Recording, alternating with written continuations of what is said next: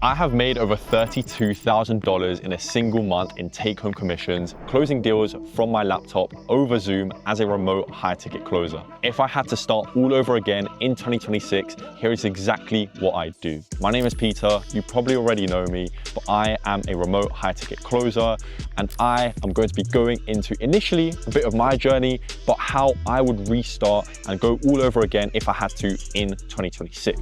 I get it. She wanna come with me, I get it. And she wanna come for me, I get it. Diamonds dancing, she want it, I get it. Shawty want all of me. I initially had a background in corporate finance sales as I was working in Canary Wharf in 2024. Common misconception is that sales is sales, and whether you're selling cars or selling solar, it's all basically the same thing. Corporate sales is completely different than remote high-ticket closing. And this is something I had to learn, and as a result, received training from my good friend and now business partner, Isaac. The training is actually online as a video, available in the link below as well, so I'll link that down in the description. With that training, I was then able to be placed on a supplement drop shipping mentorship offer where I was initially selling alongside my corporate finance position. After being able to double my salary essentially in a month whilst working alongside my 9-to-5, I went all in February of 2025. And now I'm a sales manager for Ireland's fastest growing investment bank. Now, I'm going to be speaking from hindsight, which of course allows me to analyze my mistakes so that you guys don't make the same mistakes yourself when you're going into high ticket sales. And of course, if you do need the help and the training and the placement, you can come to God Made Sales, where we have placed over 100 killer closes into top companies now all making over 10K a month. But in terms of my personal journey, I initially was very stuck to sales scripts. And in your first week of training, what you want to do is you want to, of course, learn the scripts and then drop them as soon as possible. You want to find out your personal closing style, how to become authentic on the calls, how to become convicted on the calls, which will never ever be the same if you're a robot sticking to sales scripts.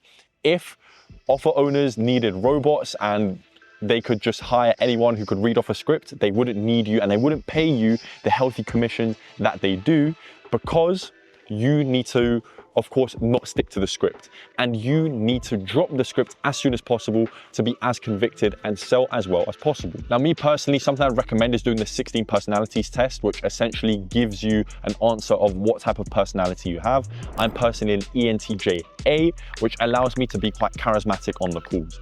But I have a good friend, Reese, who I'm actually using his camera right now to record this.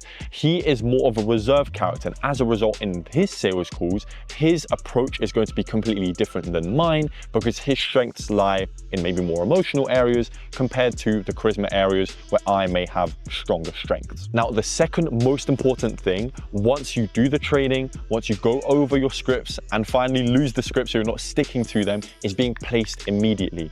And as I've said on multiple occasions, as a beginner closer, you should not particularly care what offer you're on initially, because you might not be as convicted or passionate as you want to be for the product that you're selling initially, but this is the perfect place to make the mistakes that you're naturally going to make as someone who has not closed before.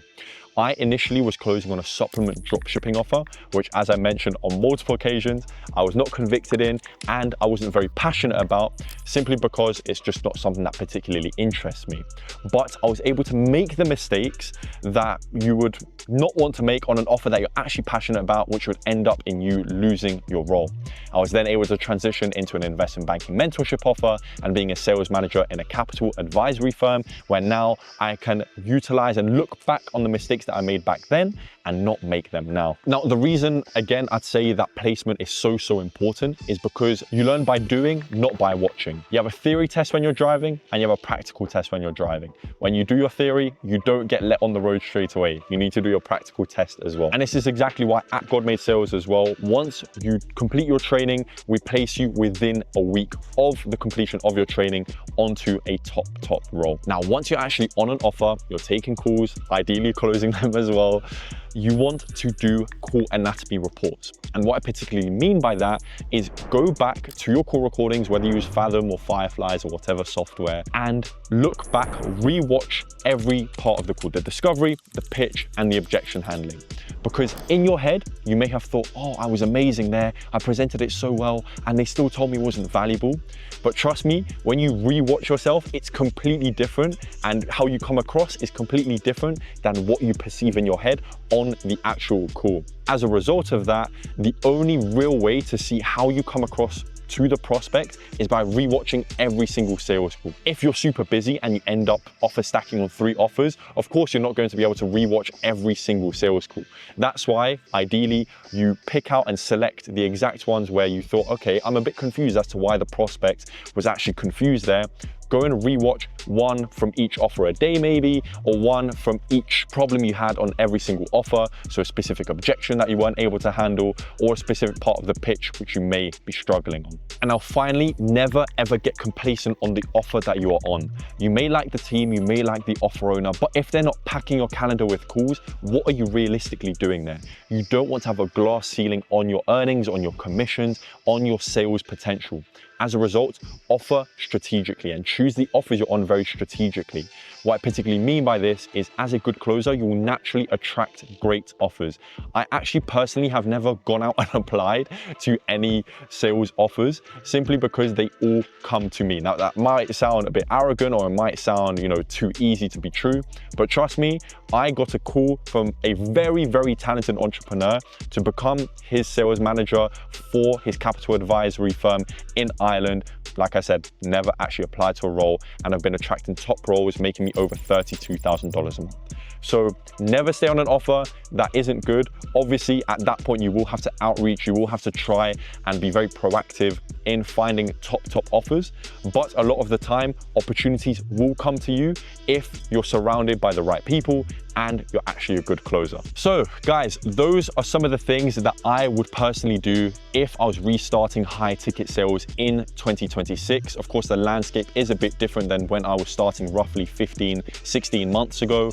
So of course, the best thing to do is to get trained, get immediate placement, make the mistakes on an actual offer rather than sticking around fiddling your thumbs and thinking, okay, how did I do on this mock call? Do real calls, earn real commissions, and you'll get to being a top closer much faster. So link to God Made Sales down below, link to the free training with myself and Isaac down below as well. And I see you guys very soon.